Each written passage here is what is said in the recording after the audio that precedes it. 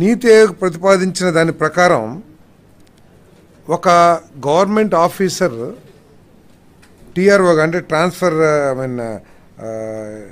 Registration ఆఫీసర్గా title registration ఆఫీసర్గా వ్యవహరించడం జరుగుతుంది.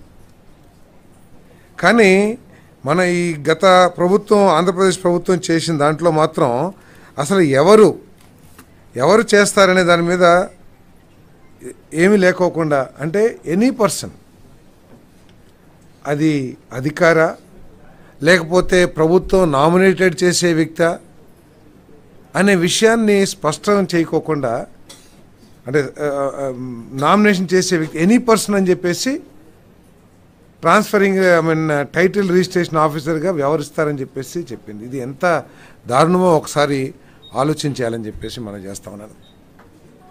అంతేకాకుండా ఈ టైటిలింగ్ రిజిస్ట్రేషన్ ఆఫీసర్కి అపరిమితమైన అధికారాలు ఇచ్చి ఏది చేయాలన్నా కూడా ఆయనే చేయాలి, ఆయనే ఫైనల్. ఆయన చేసిన తర్వాత ఎటువంటి విభేదాలు ఏదన్నా ఉన్నట్లయితే లోవర్ కోర్ట్స్కి ఎటువంటి అధికారాలు లేకోకుండా చేసేసింది గత ప్రభుత్వం. అంటే చిన్న రైతు ఒక కొంట ఉన్న రైతు ఉన్నాడు అనుకోండి, హైకోర్టుకి వెళ్ళగలడా? హైకోర్టులో ఈరోజు ఏ విధంగా ఖర్చులతో కూడుకున్న విషయం మనందరికీ తెలుసు. సో కేవలం హైకోర్టు మాత్రమే వెళ్ళాలి అని చెప్పేసి లోవర్ కోర్ట్స్కి కంప్లీట్గా ఎటువంటి అధికారాలని కత్తిరించేసిన ఈ చట్టం ఎవరిని ఉద్దేశించి లేకపోతే ఏ సమస్యని పరిష్కరించడం కోసం తీసుకొచ్చింది గత ప్రభుత్వం అర్థం కాకుండా ఉందని చెప్పేసి మనం చేస్తాం.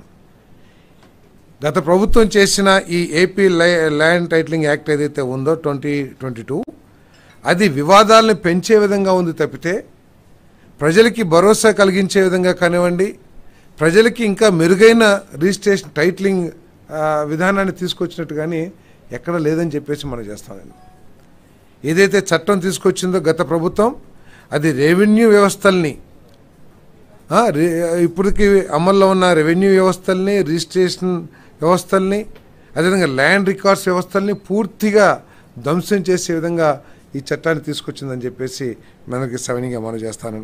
అంతేకాకుండా కేవలం హైకోర్టుకి వెళ్ళాలి,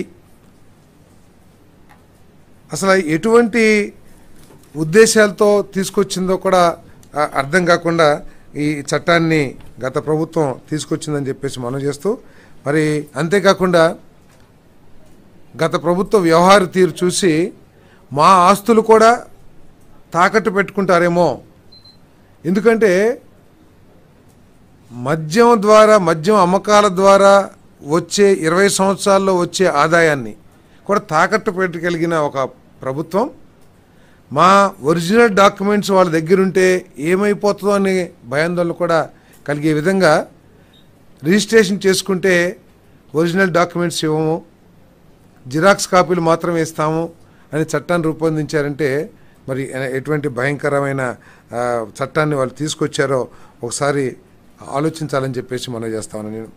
మరి దాని మూలంగా ఈరోజు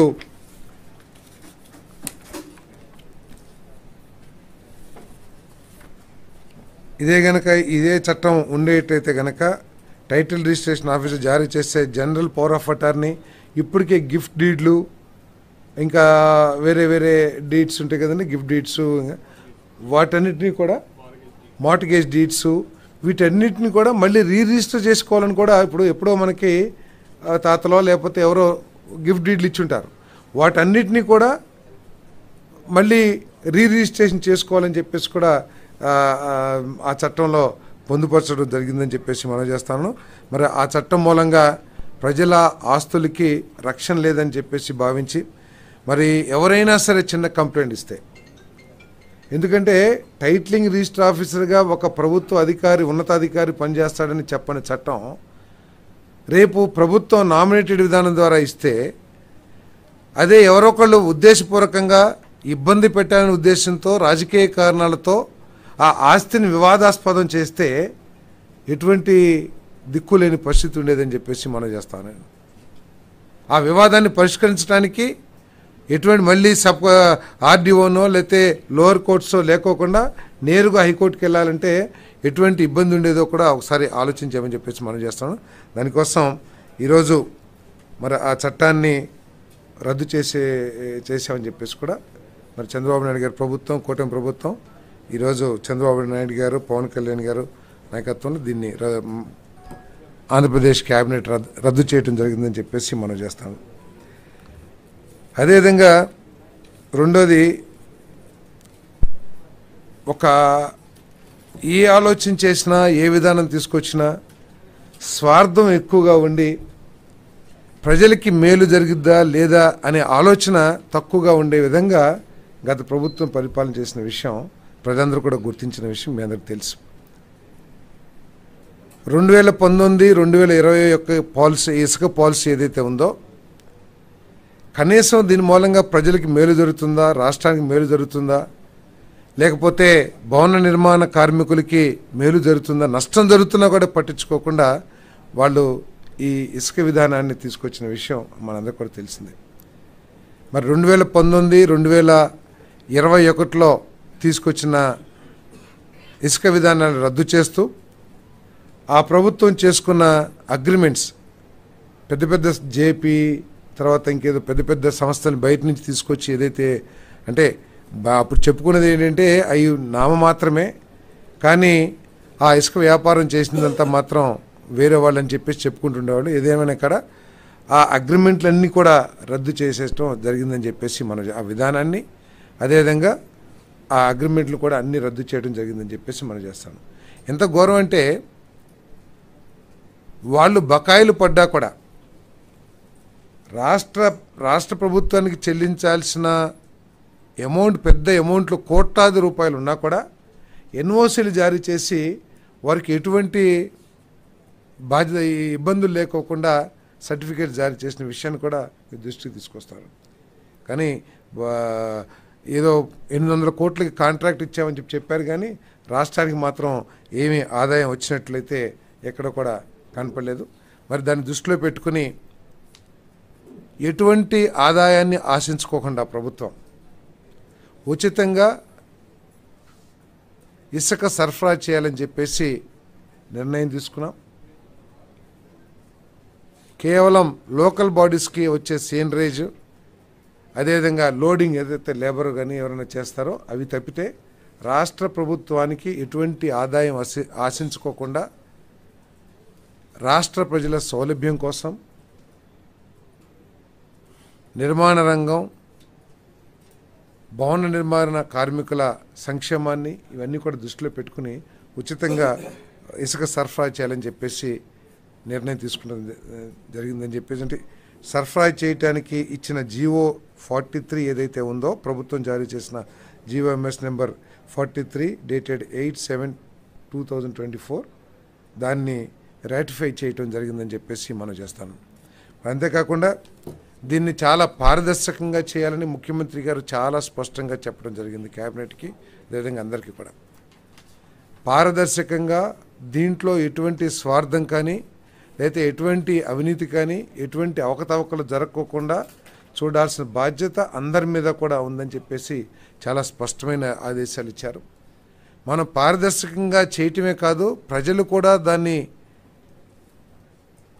పారదర్శకంగా ఉందనే అభిప్రాయం ఏర్పడే విధంగా మనం చేయాలని చెప్పేసి కూడా చాలా స్పష్టంగా చెప్పడం జరిగింది.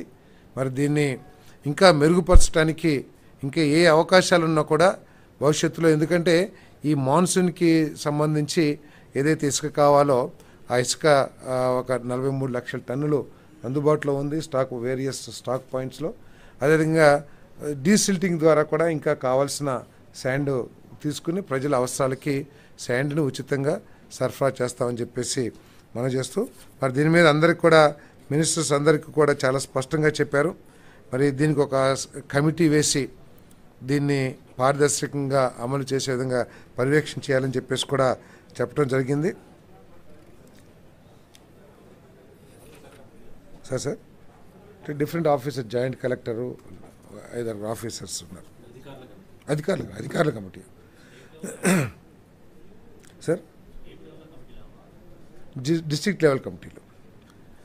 సో గత ప్రభుత్వం ఎంత ఘోరంగా చేసిందంటే సుప్రీంకోర్టు, ఎన్జిటీలు ప్రభుత్వ యంత్రాంగాన్ని, ప్రభుత్వాన్ని ఈ ఇసుకలో జరుగుతున్న అవకతవకలు లేకపోతే వైలేషన్స్ ఏదైతే ఉన్నాయో వాటి గురించి ఇన్ఫర్మేషన్ అడిగితే వాళ్ళ ఆ ఉన్నత న్యాయస్థానాలను కూడా మిస్లీడ్ చేసే విధంగా సర్టిఫికెట్స్ కూడా ఇవ్వబడాయని చెప్పేసి రికార్డ్స్ అన్నీ కూడా చెప్తా ఉన్నాయి.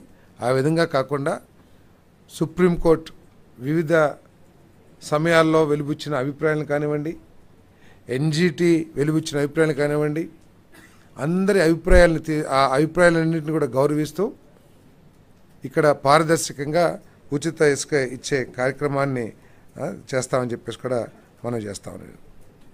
మరి దీని తర్వాత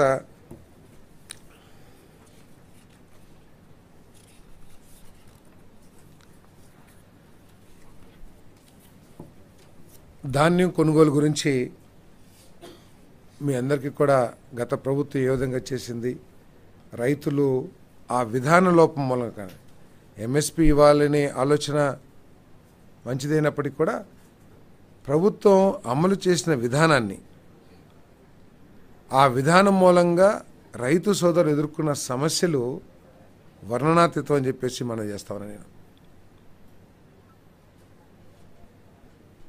ఒక మండలంలో పండించిన ధాన్యాన్ని ఎక్కడో సుదూరమైన మండలంలో మిల్స్కి ట్యాగ్ చేయటం, వరి ప్రొడక్షన్కి సంబంధించి అవగాహన లేకోకుండా ఎన్ని సంచులు కావాలి ఏమిటి అనేది ఒక అవగాహన లేకోకుండా ఆ సంచుల కోసం రైతులు ఇబ్బంది పడే పరిస్థితులు. అదేవిధంగా ట్రాన్స్పోర్ట్ మీద కూడా నియంత్రణ, జియో ట్యాగ్ కావాలి అవి అని చెప్పేసి ఇన్ని మాటలు చెప్పినా కూడా రైస్ మిల్కి వెళ్ళిన తర్వాత ఆ ధాన్యాన్ని ఎటువంటి సమస్య లేకోకుండా ఆ రైస్ మిల్లర్ తీసుకుంటున్నాడా లేదా అనేది పర్యవేక్షణ లేకోకుండా, ఆఖరికి రైస్ మిల్లర్స్ వెళ్ళిన రైతు దగ్గర నుంచి కొంత సొమ్ముని వెనక్కి తీసుకుంటున్న వార్తలు వచ్చినా కూడా, తీసుకునే పరిస్థితులు వచ్చినా కూడా దాని మీద పట్టించుకోకుండా అనేక లోపభూయిష్టమైన విధానాన్ని గత ప్రభుత్వం అమలు చేసిన విషయం మనకు తెలిసిందే. అంతేకాకుండా దాదాపు 90 రోజులు గత రబీ సీజన్లో సేకరించిన ధాన్యానికి 84-90 రోజులైనా కూడా రైతులకు పేమెంట్ చెల్లించకపోవటం మూలంగా రైతులు తీవ్ర ఇబ్బందులకు గురైన విషయాన్ని కూడా తీసుకొస్తున్నాం. దాదాపు 1600 కోట్ల రూపాయలు బకాయి పెట్టేసి వెళ్ళింది గత ప్రభుత్వం. దాంట్లో 1000 కోట్ల రూపాయలు వెంటనే మరి చంద్రబాబు నాయుడు గారి ప్రభుత్వం, రాష్ట్ర ప్రభుత్వం రిలీజ్ చేసిన విషయాన్ని కూడా తెలియజేస్తా ఉన్నాను. మరి త్వరలో ఇంకా మిగతాయి కూడా చెల్లించేస్తాం. మరి ఈ అవసరాల కోసం వాణిజ్య బ్యాంకుల నుంచి 2000 కోట్ల రూపాయల రుణాలని సేకరించడం కోసం మరి ఈరోజు క్యాబినెట్ ఆ ప్రతిపాదనల్ని క్యాబినెట్ ఆమోదం చేసిందని చెప్పేసి మీకు తెలియజేస్తా ఉన్నాను. మరి ఏదైతే ఇబ్బందులు పడ్డారో రైతులకి ఎంఎస్పి అందించడం కోసం గతంలో రైతులు పడ్డ ఇబ్బందులన్నీ తొలగించే విధంగా మరి వచ్చే సీజన్లో ధాన్యం సేకరణ విధానం ఉంటుందని చెప్పేసి దాన్ని పూర్తి స్థాయిలో పర్యవేక్షిస్తూ రైతులకి ఎటువంటి సమస్యలు లేకోకుండా హ్యాసిల్ ఫ్రీగా ఆ ధాన్యాన్ని సరఫరా చేసే కార్యక్రమాన్ని చేస్తామని చెప్పేసి కూడా మనం చేస్తా ఉన్నాను. అదేవిధంగా వచ్చే సీజన్ కోసం, వచ్చే సీజన్లో రైతులకి ఇబ్బంది లేకోకుండా వారికి చెల్లించాల్సిన డబ్బును చెల్లించడం కోసం 3200 కోట్ల రూపాయలని కొత్తగా రుణం పొందేందుకు రాష్ట్ర ప్రభుత్వ హామీని కోరుతూ వ్యవసాయ సహకార శాఖ చేసిన ప్రతిపాదనకి రాష్ట్ర మంత్రి మండలి ఆమోదం తెలిపిందని చెప్పేసి నేను మనవి చేస్తా ఉన్నాను. అదేవిధంగా రాష్ట్రంలో ఉన్న క్రాప్ ఇన్సూరెన్స్ గురించి కూడా మరి చర్చ జరిగింది. లోపభూయిష్టమైన గత 5 సంవత్సరాల్లో సరైన క్రాప్ ఇన్సూరెన్స్ విధానం లేకపోవటం మూలంగా రైతులు చాలా నష్టపోయారు. కేవలం ఒక రబీకి చేస్తే నెక్స్ట్ క్రాప్కి లేకపోవటం, అట్లా లోపభూయిష్టంగా ఉన్న విధానాన్ని గత ప్రభుత్వం అమలు చేసింది. వీటన్నిటి మీద కూడా స్టడీ చేయటం కోసం మరి ఒక కమిటీ, ఆర్థిక, పౌర సరఫరాలు, వ్యవసాయ శాఖ మంత్రులతో మరి ఒక అధ్యయన కమిటీని ఏర్పాటు చేయడం జరిగింది. ఆ కమిటీని వెంటనే ఒక నెల రోజుల్లో నివేదిక ఇవ్వాల్సిందిగా కూడా సూచన చేయడం జరిగిందని చెప్పేసి మనం చేస్తాను. మరి దీంట్లో ఇన్సూరెన్స్ విధానం, మరి అదేవిధంగా కొత్తగా మరి ఈ సీడ్ మేజ్ ఏదైతే ఉందో మనం విత్తనాలు, మొక్కజొన్న విత్తనాలు, ఆ ప్రొడక్షన్ నూజివీడు చాలా ప్రాంతాల్లో కూడా ఎక్కువగా ఉంది. దానికి చాలా ఖర్చుతో కూడుకున్న వ్యవసాయ విధానం, దాని మీద కూడా మరి ముఖ్యమంత్రి గారు స్టడీ చేయమని, మామిడి రైతుల ఇన్సూరెన్స్ కూడా స్టడీ చేయమని చెప్పేసి కూడా ఈ కమిటీకి తెలియచేయడం జరిగిందని చెప్పేసి మనం చేస్తా ఉన్నాను. అంతేకాకుండా కౌలు రైతుల గురించి కూడా చర్చించడం జరిగిందని చెప్పేసి మనం చేస్తాను. ఎందుకంటే కౌలు రైతులకి పూర్తిగా ఆర్థిక సహాయం బ్యాంకుల నుంచి అందట్లేదనే అభిప్రాయాన్ని ముఖ్యమంత్రి గారు మరి కేబినెట్ చర్చించడం జరిగింది. మరి రాబోయే రోజుల్లో తప్పకోకుండా దాని మీద ఒక స్టడీ చేసి ఈ కౌలు రైతు కార్డులు ఏవైతే ఉన్నాయో ఏ విధంగా ఇవ్వాలనే దాని మీద వాళ్ళకి ఎటువంటి ఇబ్బందులు లేకుండా సులువుగా రుణాలు అందించడం కోసం ఎటువంటి విధానాన్ని తీసుకురావాలనే దాని మీద అధ్యయనం చేయమని చెప్పేసి కూడా ముఖ్యమంత్రి గారు సూచించడం జరిగింది. అంటే కౌలు రైతులకి మేలు చేయాలి. ఎందుకంటే దాదాపు ఎక్కువగా వ్యవసాయం ఎస్సీ, ఎస్టీ, బీసీ చిన్న రైతులందరూ కూడా ఈ కౌలు రైతులుగా ఉన్న విషయం అందరికీ తెలిసిందే. కానీ బ్యాంక్స్ నుంచి గత ప్రభుత్వంలో కౌలు రైతులకు అందింది చాలా తక్కువ. కనీసం ఒక 4-5% కూడా కౌలు రైతులకి రుణాలు అందిన పరిస్థితి గత ప్రభుత్వం లేదు. మరి దాన్ని సులభతరం చేయటం కోసం ఏ విధంగా కౌలు రైతు కార్డులు ఇవ్వాలి, వాటన్నిటి మీద కూడా అధ్యయనం చేయమని చెప్పేసి ముఖ్యమంత్రి గారు సూచించారని చెప్పేసి మనం చేస్తాను. అదేవిధంగా 2018లో ఆనాడు ముఖ్యమంత్రిగా ఉన్న చంద్రబాబు నాయుడు గారు ప్రకృతి వ్యవసాయాన్ని ఈ రాష్ట్రంలో 5 లక్షల ఎకరాల్లో ప్రారంభించిన విషయం మీ అందరూ కూడా గుర్తుండే ఉంటుంది. మరి ఆ వ్యవసాయానికి మరి గుల్బెంకియన్ అవార్డు వచ్చింది. ఇది వ్యవసాయ రంగంలో నోబెల్ ప్రైజ్తో సమానం అని చెప్పేసి మనం చేస్తాను. మరి ముఖ్యమంత్రి గారు ఈ ప్రకృతి వ్యవసాయాన్ని ఇంకా మెరుగ్గా చేయాలని చెప్పేసి మరి 4 రెట్లు 2029